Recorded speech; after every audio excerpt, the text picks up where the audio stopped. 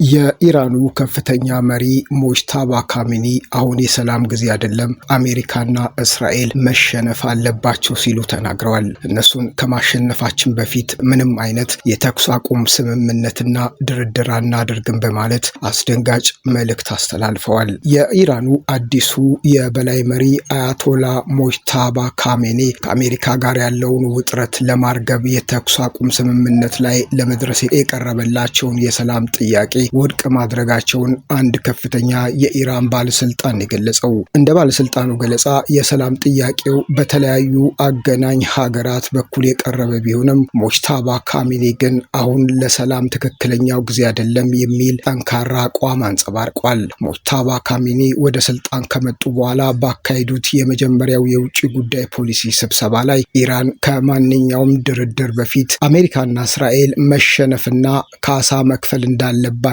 ማሳሰባቸውን ገልጸዋል። መሪው የኢራንን ጠንካራ አቋም በማንጸባረቅ ድርድር ሊታሰብ የሚችለው ጠላቶቻችንን ሙሉ በሙሉ ድል ከተመቱ በኋላ ነው ብለዋል። በሌላ በኩል የቀጠናው ሀገራት ሁለቱን ወገኖች ወደ ድርድር ጠረጴዛ ለማምጣት ጥረት ቢያደርጉም የዶናልድ ትራምፕ አስተዳደርም ድርድሩን ውድቅ ማድረጉ ተነግሯል። ይህ በሁለቱ ሀገራት መካከል ያለው የቃላት ጦርነትና የሰላም ጥሪዎችን ውድቅ የማድረግ ሂደት በመካከለኛው ምስራቅ ያለውን ውጥረት ይበልጥ እንዲባባስ ሊያደርግ እንደሚችል ስጋቶችን ፈጥረዋል።